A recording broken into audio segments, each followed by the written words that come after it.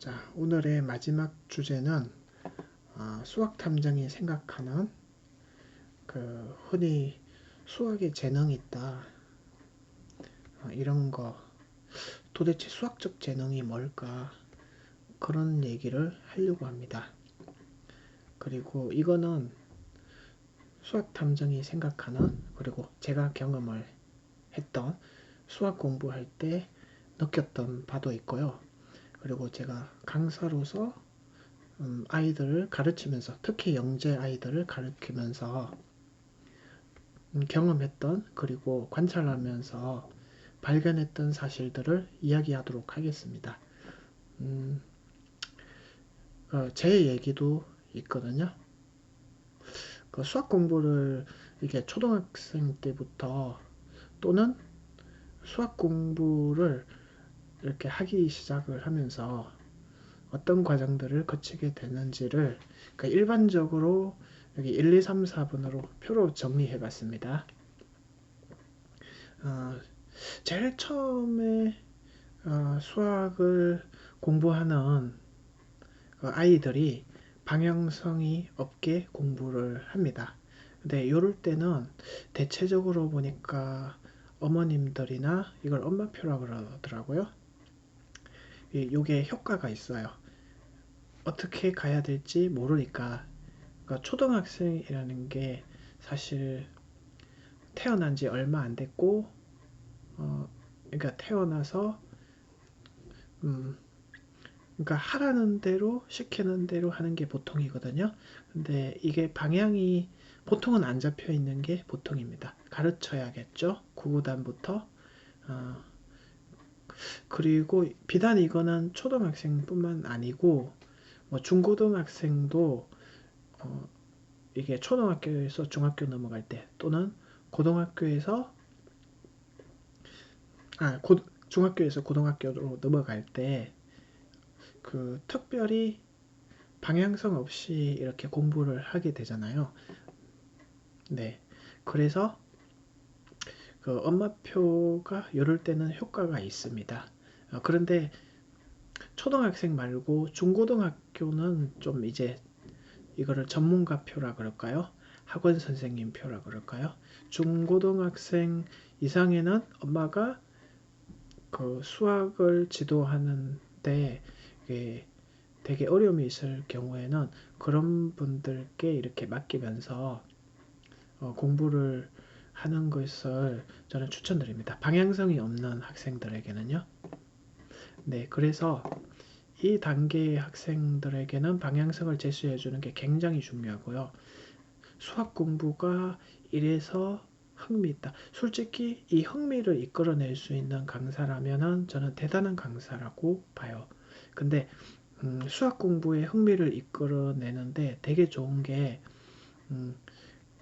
책을 읽게 하는데 수학하고 관련된 책이겠죠. 퀴즈나 논리 퍼즐 아니면은 사고력 수학도 괜찮습니다.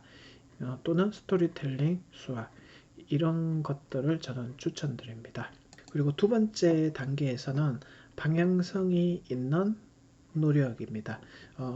이거는 사실은 1번 단계에서 방향성이 없다고 할지라도 그냥 막 무작위로 열심히 공부한 학생들이 하다 보니까 나는 이렇게 하니까 잘 된다.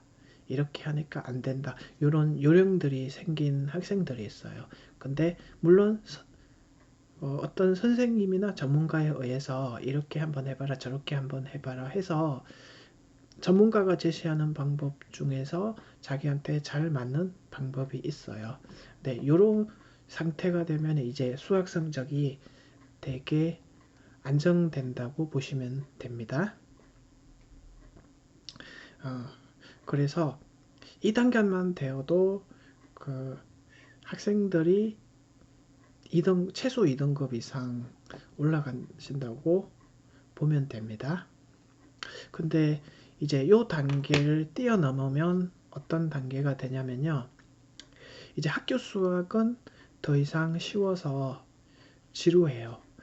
그럴 때 학생들은 자꾸 어려운 문제를 찾게 되고 학교 수학 외에도 더 이렇게 갈구하게 되거든요. 근데 이 상태가 되면은 더 이상 놔두시지 마시고 그 교과 그러니까 내신 성적에 지장이 없는 선에서 요거를 좀 자료를 제공해 주시는 것만 하셔도 돼요.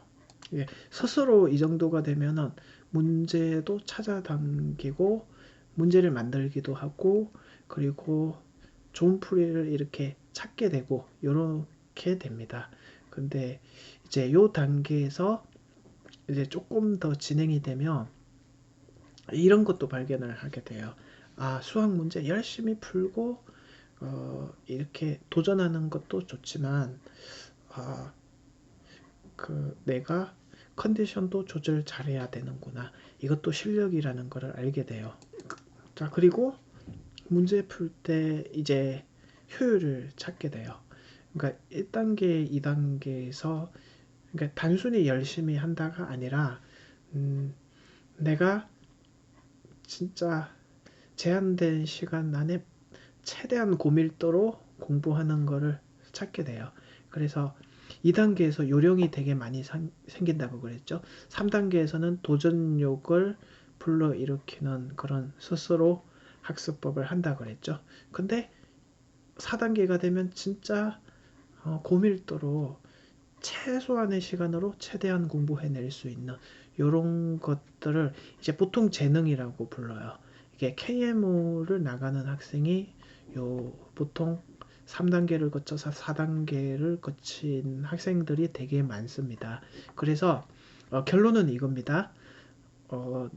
맨 마지막 박스에 있죠.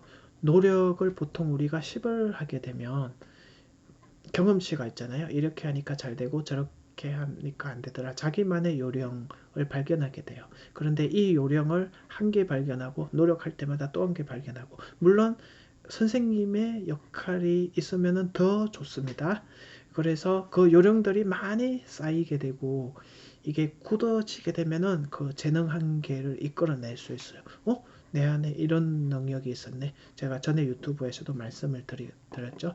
그래서 그 수학적 재능이라는 게 후천적인 재능은 이렇게 해서 이끌어낼 수 있습니다. 물론 선천적인 재능은 다른 문제지만 적어도 저는 많은 학생들은 수학적인 재능을 타고난다고 보여지거든요.